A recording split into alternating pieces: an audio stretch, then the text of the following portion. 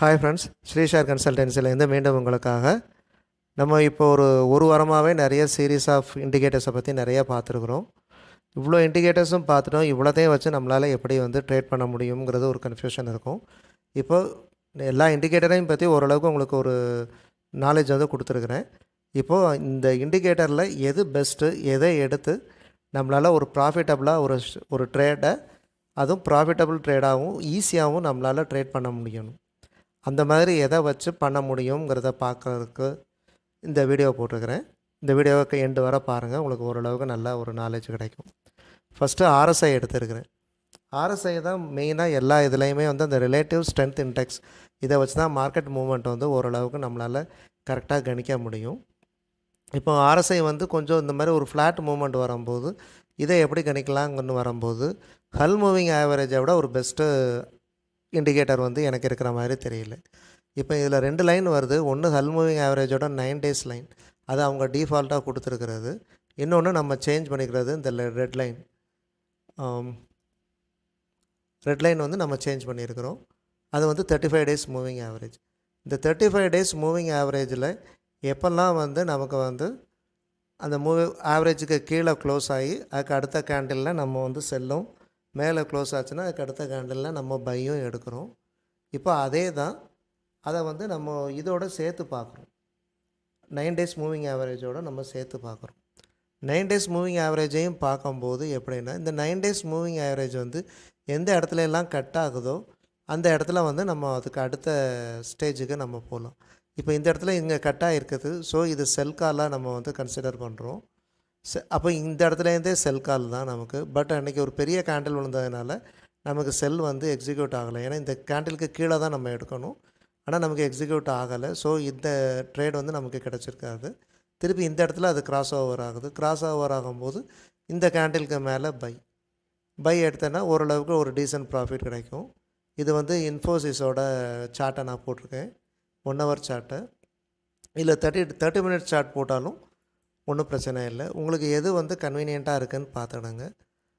எப்போவுமே கொஞ்சம் long length இருக்கிற மாதிரி ஒரு 1 hour சார்ட், 2 hour சார்ட்டில் கொஞ்சம் அக்யூரசி நல்லாயிருக்கும். நிறைய ஃபால்ஸ் சிக்னல்ஸ் கண்ட்ரோல் ஆகும். அதனால் நான் 1 hour சார்ட்டில் தான் நான் ட்ரேட் பண்ணுறது. அப்படி வரும்போது இந்த இடத்துல நமக்கு ஒரு பைக்கால் கிடைக்குது.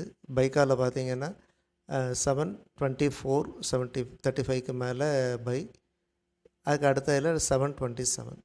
சரி, இது ஒரு சின்ன மினிமம் ப்ராஃபிட் தான் நமக்கு கிடச்சிருக்குது. அதனால் சரி, ஓகே. இப்போ இந்த இடத்துல நமக்கு அந்த சிக்னல் கண்ட்ரோல் ஆகிடுச்சு. ஏன்னா இதுக்கு கீழே செல் வரல. எகெயின் இந்த இடத்துல பை, இன்றைக்கி நல்ல ஒரு பை கொடுத்துருக்குறான். கொடுத்து எப்படி பார்த்தாலும் ஒரு 1% மேலேயே கொடுத்துருக்குறான், 7 rupeesக்கு மேலேயே. யூஸ்வலாக அந்த ஸ்கிரிப்டோட வேல்யூவில் இருந்து உங்களுக்கு ஒரு 0.5% மார்ஜின் வந்தாலே நீங்கள் இன்ட்ராடேயை பொறுத்த வரையில் கட் பண்ணிவிட்டு வெளியே வந்துட்டிங்கன்னா உங்களுக்கு நல்லது.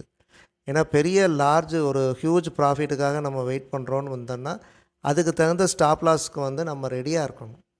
அப்படி இல்லைன்னா நமக்கு ஒரு 0.5% கிடைக்குதா, அதுவும் இன்ட்ராடேயில் கிடைக்குதா, எடுத்துகிட்டு வெளியே வந்துட்டோம்னா ஆன் த ஹோல் பார்க்கும்போது ஒரு 20 days அந்த ட்ரேடிங் டேஸ் ஒரு 20 days வரும்போது நமக்கு 10% வர ஒரு மந்த்துக்கு நமக்கு ப்ராஃபிட் நல்லா கிடைக்கும். அதனால தான் நான் 0.5%ல் வெளியே வர சொல்கிறேன். 0.5%ல் வரும்போது நிறைய நமக்கு ஸ்டாப் லாஸ் ஹிட் ஆகிறது கண்ட்ரோல் ஆகும். ஓரளவுக்கு ஒரு நல்ல ஒரு டீசன்ட் ப்ராஃபிட் மந்த் எண்டில் கிடைக்கும்.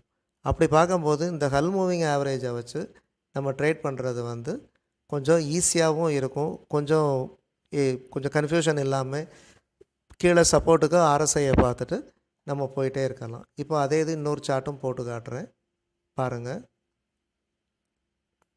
நம்ம ஏற்கனவே பார்த்தது இன்ஃபோசிஸ் சார்ட்டு. இப்போ அடுத்து சிஎட் டயர்ஸ் நான் போட்டு காட்டுறேன். ஆக்சுவலாக இன்றைக்கி இந்த 2லையும் தான் நான் ட்ரேட் பண்ணது. 2லையுமே எனக்கு ஓரளவுக்கு நல்ல ப்ராஃபிட் வந்தது. அதனால தான் இந்த 2ஐயும் உங்களுக்கு நான் போட்டு காட்டுறேன். இப்போ சிஎட் டயர்ஸ்லையும் பார்த்திங்கன்னா அதே தான். உங்களுக்கு இந்த இடத்துல கட் ஆகுது, மேலே பை வரணும். இந்த இடத்துக்கு மேலே பை 1124க்கு மேலே பை 1127.50. அதே மாதிரி இதுக்கு கீழே செல், பட் செல் நமக்கு எக்ஸிக்யூட் ஆகலை. ஆக்சுவலாக இங்கேயே செல் எடுத்துருக்கணும். இங்கேயே செல் எடுத்துருந்தோன்னா டெஃபினட்டாக நமக்கு நல்ல ப்ராஃபிட்டே வந்திருக்கும்.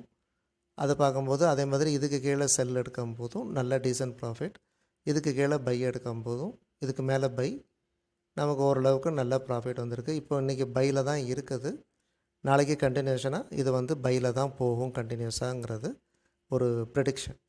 அதனால் இந்த ஹல் மூவிங் ஆவரேஜில் உங்களுக்கு வந்து 9 டேஸும் 35 டேஸையும் வச்சு அந்த கிராஸ் ஓவரில் ஃபுல்லாக நீங்கள் பையோ செல்லோ எடுத்துகிட்டு அதுக்கு சப்போர்ட்டாக RSI வந்து மேலே வருதா அல்லது டவுன் சைடில் போகுதா, டவுன் சைடில் இருக்கும்போது பை கால் அவாய்ட் பண்ணுங்கள், அப் சைடில் இருக்கும்போது செல் கால் அவாய்ட் பண்ணுங்கள்.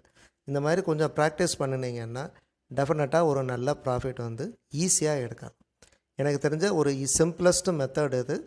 முதல்ல பேப்பர் ட்ரேட் பண்ணி பாருங்கள், நல்லா வந்ததுன்னா நீங்கள் ரெகுலர் ட்ரேடும் பண்ணுங்கள். இந்த வீடியோ பிடிச்சிருக்கும்னு நினைக்கிறேன். பிடிச்சிருந்துச்சுன்னா லைக் பண்ணுங்கள், ஃப்ரெண்ட்ஸுக்கு ஷேர் பண்ணுங்கள், சப்ஸ்கிரைப் பண்ணுங்கள். நன்றி, வணக்கம்.